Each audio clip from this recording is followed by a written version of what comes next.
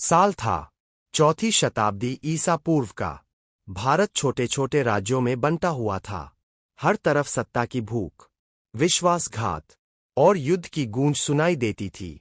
उत्तर में मगध का साम्राज्य सबसे शक्तिशाली माना जाता था, लेकिन उस साम्राज्य की चमक के पीछे छिपा था डर, अत्याचार और जनता की कराहती हुई आवाजें। नंद वंश का राजा धनानंद इतना अमीर कि उसके खजानों की कहानियां दूर दूर तक सुनाई देती थीं, लेकिन उतना ही क्रूर, उतना ही घमंडी।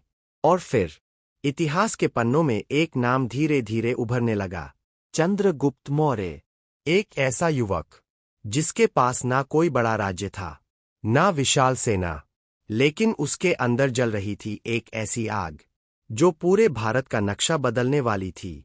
उस समय तक्षशिला की गलियों में एक और व्यक्ति घूम रहा था, तेज आंखें, कठोर चेहरा और दिमाग में उबलती हुई बदले की आग।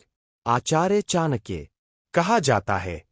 धनानंद ने भरी सभा में चाणक्य का अपमान किया था, और उसी दिन उस ब्राह्मण ने प्रतिज्ञा ली कि वह नंद वंश को जड़ से खत्म कर देगा।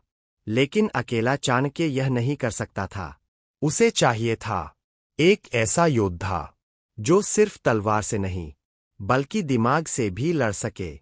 और फिर उसकी मुलाकात हुई चंद्रगुप्त से। कहते हैं, पहली ही मुलाकात में चाणक्य समझ गया था कि यह साधारण लड़का नहीं है। उसकी आंखों में वही भूख थी जो बड़े साम्राज्य बनाती है। उस दिन से शुरू हुई गुरु और शिष्य की एक ऐसी कहानी जिसने इतिहास बदल दिया। घने जंगलों में, छोटे गांवों में, गुप्त ठिकानों पर चाणक्य चंद्रगुप्त को सिर्फ युद्ध नहीं सिखा रहा था, उसे सिखाया जा रहा था राजनीति, धोखा, रणनीति और सत्ता हासिल करने का निर्दयी खेल। धीरे धीरे एक छोटी सेना तैयार होने लगी, लेकिन सामने था मगध, भारत का सबसे ताकतवर साम्राज्य। सीधे युद्ध का मतलब था मौत। और यहीं से शुरू हुआ चाणक्य का असली खेल। रातों में जासूस भेजे गए, दुश्मनों को अंदर से तोड़ा गया, राजाओं को खरीदा गया, और मगध की दीवारों में धीरे धीरे दरार पड़ने लगी। फिर आया वह दिन जब चंद्रगुप्त की सेना ने मगध की ओर कूच किया। चारों तरफ धूल उड़ रही थी, हजारों सैनिकों की कदमों की आवाज, हाथियों की चिंगार और तलवारों की चमक से आसमान कांप रहा था। युद्ध शुरू हुआ। कई दिनों तक खून बहता रहा, मृत शरीर मैदानों में बिखरते गए, लेकिन चंद्रगुप्त पीछे नहीं हटा। और आखिरकार मगध की विशाल सत्ता घुटनों पर आ गई। धनानंद हार चुका था। इतिहास के सबसे अमीर राजाओं में गिना जाने वाला वह शासक अब अपने ही महल में अकेला खड़ा था। फिर मगध के सिंहासन पर बैठा एक नया सम्राट, चंद्रगुप्त मौर्य। लेकिन कहानी यहां खत्म नहीं होती। उस समय भारत की सीमाओं के बाहर भी एक तूफान उठ चुका था।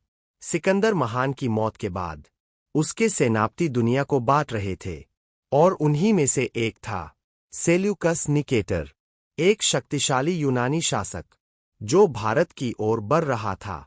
लेकिन उसे अंदाजा नहीं था कि अब भारत बदल चुका है। चंद्रगुप्त ने अपनी विशाल सेना के साथ उसका सामना किया। इतिहास के पन्नों में दर्ज है कि यह युद्ध इतना भयंकर था कि यूनानी सेना कांप उठी। आखिरकार सेल्यूकस को संधि करनी पड़ी, और पहली बार एक भारतीय सम्राट ने विदेशी शक्ति को झुकने पर मजबूर कर दिया। धीरे धीरे चंद्रगुप्त का साम्राज्य पूरे उत्तर भारत में फैल गया। सड़कों का निर्माण हुआ, व्यापार बढ़ा, एक विशाल और संगठित साम्राज्य खड़ा हुआ। लेकिन हर महान सम्राट की तरह चंद्रगुप्त के जीवन में भी एक अंधेरा मोड़ आया। सत्ता, युद्ध और खून से भरी जिंदगी के बाद उसका मन बदलने लगा। और फिर जिस सम्राट ने पूरी दुनिया को तलवार से जीता था, उसने सब कुछ छोड़ दिया। राज सिंहासन, सेना, महल, शक्ति, सब। इतिहास के अनुसार चंद्रगुप्त ने जैन धर्म अपना लिया और दक्षिण भारत की ओर चला गया, जहां एक समय का सबसे खतरनाक सम्राट अब तपस्या में लीन था। धीरे धीरे उसकी कहानी धुंध में खो गई। लेकिन आज भी जब भारत के सबसे शक्तिशाली शासकों की बात होती है, तो इतिहास की गूंज में एक नाम जरूर सुनाई देता है, चंद्रगुप्त मौर्य।